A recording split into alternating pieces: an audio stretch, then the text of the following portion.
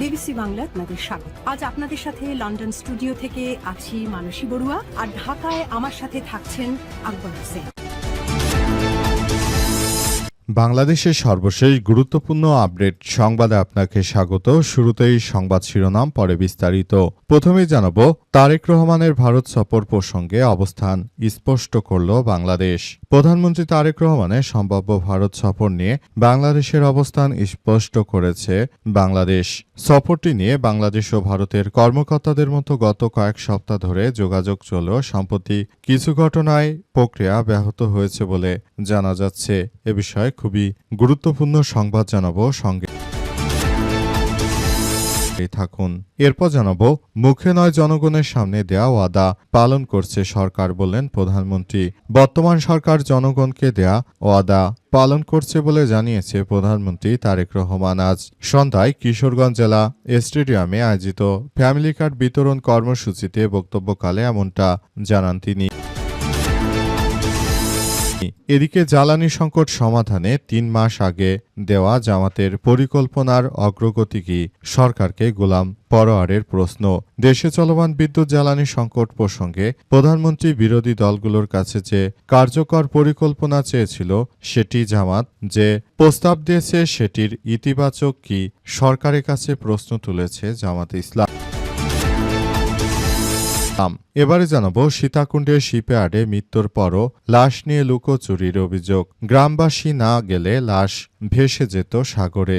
জীবিকার তাগিদে কর্মস্থলে গিয়েছিলেন তারা। ঘরে অপেক্ষায় ছিল সন্তান, স্ত্রী কিংবা বৃদ্ধ মা বাবা। কিন্তু 14 আগস্ট সীতাকুণ্ডের Bhatiari Ferdous steel ship recycling ইন্ডাস্ট্রিতে মর্মান্তিক দুর্ঘটনার মুহূর্তেই 9টি পরিবারে নামিয়ে আনে শোকের অন্ধকার। প্রিয়জন হারানো সেই শোকের মধ্যেই নিহত শ্রমিকদের লাশ উদ্ধারের ঘটনা নিয়ে স্বজনদের অভিযোগ তৈরি হয়েছে নতুন ক্ষোভ ও তাদের দাবি, দুর্ঘটনার পর কয়েকজন শ্রমিকের লাশ জাহাজের ডেকে এবং তারা সাগরে ভাসিয়ে দিতে চেয়েছিল, কিন্তু গ্রামবাসীর জন্য তারা এই অপরাধ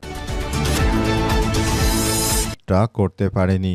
এবং সর্বশেষ জানাবো, 2 ঘন্টা চেষ্টায় পুরান ঢাকার গোডাউনে লাগা আগুন নিয়ন্ত্রণে। প্রায় 2 ঘন্টা চেষ্টার পর রাজধানীর পুরান ঢাকার বংশাল হেলমেটের গোডাউনে লাগা আগুন নিয়ন্ত্রণে এসেছে। ফায়ার সার্ভিসের 7 ইউনিটের দীর্ঘ প্রচেষ্টার পর এই আগুন নিয়ন্ত্রণে আসার ঘটনাটি ঘটে। প্রিয় দর্শক, এতক্ষণ শুনছিলেন সংবাদ শিরোনাম, এবারে বিস্তারিত। তবে তার আগে বন্ধুরা, অনুরোধ থাকবে এই সংবাদটিতে একটি লাইক দিন। এই চ্যানেলে আপনি নতুন হয়ে থাকলে আমাদের সংবাদটি দেখতে দেখতে চ্যানেলটি সাবস্ক্রাইব করে রাখুন। কমেন্ট করে বন্ধুরা আপনার মূল্যবান মতামত জানিয়ে দিন আপনি বিশ্বের কোন দেশ থেকে বা বাংলাদেশের কোন স্থান থেকে আমাদের সংবাদটি দেখছেন এবং শুনছেন।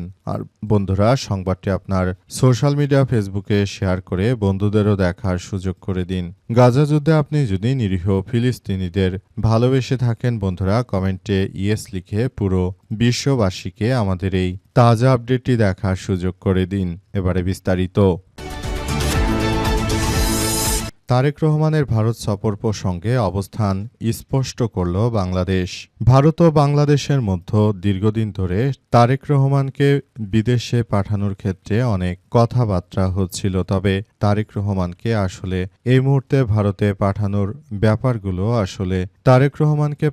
ব্যাপারগুলো অন্যদিকে চলে যাচ্ছে। তারেক রহমান মনে হচ্ছে ভারত সফরে যাবেন না, কারণ বিভিন্ন সূত্র থেকে জানা গেছে যে তারেক রহমান আসলে তিনি ভারত সফরে না গিয়ে বরং বাংলাদেশের পক্ষ থেকে বলা হয়েছে যে ফ্যাসিস্ট স্বৈরাচার শেখ হাসিনাকে ভারত প্রত্যার্পণ না করলে তারেক রহমানের যাওয়াটা ব্যর্থহীন। সুতরাং তার অবশ্যই ভারতে যাওয়া উচিত হবে না, কারণ এই ভারতের সন্ত্রাসীরা তারা যেভাবে কার্যক্রম শুরু করেছে সেটি আসলে কোনোভাবেই গ্রহণযোগ্য হতে পারে না। দেশের অভ্যন্তরে তারা যেভাবে একটি সন্ত্রাসী কার্যক্রম শুরু করেছিল, এখান থেকে বাংলাদেশটাকে বের করে আনতে হবে। তারেক রহমান এমন একজন প্রধানমন্ত্রী, তিনি বাংলাদেশের জনগণের যেটাই ভালো হবে তিনি সেটাই করছেন। তবে অনেকেই বলবে যে বিএনপি তো চাঁদাবাজি করছে। চাঁদাবাজি দেখুন সবাই কিন্তু করছে না। যারা বিএনপির প্রকৃত নেতাকর্মী যারা দলকে ভালোবাসে তারা কখনোই চাঁদাবাজি রাহাজানির সঙ্গে নেই। যারা শুধুমাত্র দল করে নিজের পকেট ভরতে চায় তারাই এই চাঁদাবাজ গ্রুপ, এবং এদের দায় কখনোই তারেক রহমান নেন না, বরং তারেক রহমান এসব চাঁদাবাজের ব্যাপার এবং দুর্নীতির ব্যাপারে জিরো টলারেন্স নীতি তিনি নিতে চান। তাই ভারতের এই ধরনের সন্ত্রাসী কার্যক্রমে আসলে কোনোভাবে আর কোনো কিছু করা হচ্ছিল না। মুখের কথা নয়, জনগণের সামনে দেয়া ওয়াদা পালন করছে বর্তমান সরকার, বললেন তারেক রহমান। প্রধানমন্ত্রী তারেক রহমান জানিয়েছেন, আমরা শুধু মুখের কথা নয় বরং জনগণকে যেসব প্রতিশ্রুতি দিয়েছি সেসব প্রতিশ্রুতি আমরা পালন করার চেষ্টা করছি।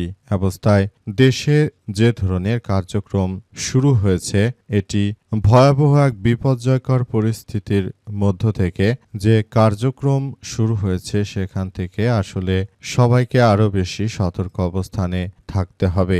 সবাইকে বলে দিতে চাই, যে ধরনের কার্যক্রম আসলে সৃষ্টি হয়েছে এখান থেকে আমাদেরকে বেরিয়ে আসতে হবে। যদি দেশটিকে আমরা একটি ভালো অবস্থানে নিয়ে যেতে চাই তাহলে অবশ্যই এসব বিষয়গুলো আমাদেরকে দেখভাল করতে হবে। তারেক রহমান আরও জানিয়েছেন যে আমরা 533 উপজেলায় হাসপাতাল 151 শয্যায় উন্নীত করব, যাতে করে গ্রাম থেকে কাউকে শহরে আর চিকিৎসা নিতে না আসতে হয়। গ্রামে যেন একটি ভালো মানের চিকিৎসা হয় সেই ব্যাপারগুলোই আমরা আসলে করার চেষ্টা করছি। অবস্থায় সবাইকে খুবই গুরুত্ব সহকারে দেখভাল করার কথা বলা হচ্ছে। জ্বালানি সংকট সমাধান 3 মাস আগে দেয়া জামাতের পরিকল্পনার অগ্রগতি কি, বিএনপিকে জামাতের প্রশ্ন। জ্বালানি সংকট মোকাবেলায় বিএনপিকে 3 মাস আগেই যে পরিকল্পনা দিয়েছিল জামাত ইসলাম, সেই পরিকল্পনা মেনে চললে বর্তমানে আসলে কোনো ধরনের কোনো সংকট হতো না বলে জানা গেছে। এই সংকট আসলে নিরসনে সবাইকে আরও বেশি সতর্ক অবস্থানে থাকতে হচ্ছে। সবাইকে যার যার জায়গা থেকে কার্যক্রমগুলো চালিয়ে যাওয়ার কথা বলা হয়েছিল, কিন্তু বর্তমান এই সরকার সেটি কোনো কিছুই করতে পারেনি। বর্তমান সরকারের প্রতি জামাত ইসলাম পুরোটাই অসন্তুষ্টি প্রকাশ করেছে। এই সরকার যদি জামাতের কথা শুনতো তাহলে হয়তো দেশে এতটা গ্যাসের সংকট হতো না, কারণ এই গ্যাসের সংকট মোকাবেলা করার জন্য জামাত ইসলাম সর্বাত্মকভাবে বিএনপিকে সহযোগিতার প্রতিশ্রুতি দিয়েছিল, কিন্তু বিএনপির নেতৃত্ববৃন্দরা তারা মূলত এই প্রতিশ্রুতি না মেনে নেওয়ার কারণে আসলে এই ধরনের ঘটনাগুলো ঘটেছে। এখান থেকে সবাইকে বেরিয়ে আসতে হবে। দেশটাকে একটি ভালো অবস্থানে নিয়ে যাওয়ার জন্য সবাইকে আরও বেশি সতর্ক ও সাবধান থাকতে হবে। দেশের অভ্যন্তরে এই মুহূর্তে সবাইকে বলে দিতে চাই, যে কোনো মূল্যে এই ধরনের ঘটনা থেকে সবাইকে বেরিয়ে আসতে হবে। সেটা যদি না করা হয় তাহলে ভবিষ্যতে বাংলাদেশ আরও এক ভয়াবহ বিপর্যয়কর অধ্যায়ের দিকে চলে যাবে বলে এসব কথা উল্লেখ করা হয়েছে, এবং এটি আমাদের সবার জন্য খুবই গুরুত্বপূর্ণ এক অধ্যায় হিসেবে দাঁড়িয়েছে। আমরা পুরো বাংলাদেশটাকে সেভাবেই নতুন করে সাজাতে চাই, কিন্তু বিএনপি আসলে সেভাবে করছে না যেটা জামাতের চাওয়া ছিল। সীতাকুণ্ডের শিপইয়ার্ডে মৃত্যুর পর লাশ নিয়ে লুকোচুরির অভিযোগ, গ্রামবাসী না গেলে লাশ ভেসে যেত সাগরে। পেটের দায়ে মানুষ চট্টগ্রামের সীতাকুণ্ডে এসেছিলেন এবং সেখানে জাহাজ কাটার কাজ করছিলেন শ্রমিকরা। এই শ্রমিকরা তারা মাথার ঘাম পায়ে ফেলে কাজগুলো করছিল, কিন্তু জাহাজগুলো কাটার আগে অবশ্যই সেখান থেকে গ্যাস নিষ্কাশন করে নিতে হয়, কিন্তু ফেরদৌস নামে যে প্রতিষ্ঠানটি তারা আসলে সেটি না করে সরাসরি সব অদক্ষ শ্রমিকদের দিয়ে কাজ করে নিয়েছিল অল্প পয়সায়। কিন্তু দুঃখজনক ব্যাপার যে সেখান থেকে এই গ্যাস বেরিয়ে এসে তারপরে সেই 8 জন শ্রমিক মারা গেছে, পাশাপাশি সেখানে অন্তত 10 জন গুরুতর আহত হয়েছে। এই ধরনের ঘটনাগুলো ঘটার মধ্য দিয়ে আসলে সবাইকে খুব সতর্ক অবস্থানে ফেলা হয়েছে। সবাইকে বলা হয়েছে যে এটা আসলে আমাদের জন্য খুবই এক দুঃখজনক ঘটনা, কারণ আমরা মনে করি বর্তমানে দেশে যেভাবে এই কার্যক্রম আসলে শুরু হয়েছে সেখান থেকে কার্যক্রম আসলে চলছিল, সেখানে সবাইকে আরো বেশি সতর্ক অবস্থানে কথা বলছে, আসলে চালিয়ে যাচ্ছে। সেখানে বাংলাদেশে দেশে এই ধরনের ঘটনাগুলো আমাদের জন্য খুবই দুঃখজনক ব্যাপার, কারণ বাংলাদেশ যেভাবে এগিয়ে যাচ্ছিল সেখানে সব দুর্বৃত্তকারীরা শুধুমাত্র নিজেদের সুবিধার জন্য এই ঘটনাগুলো ঘটিয়েছে।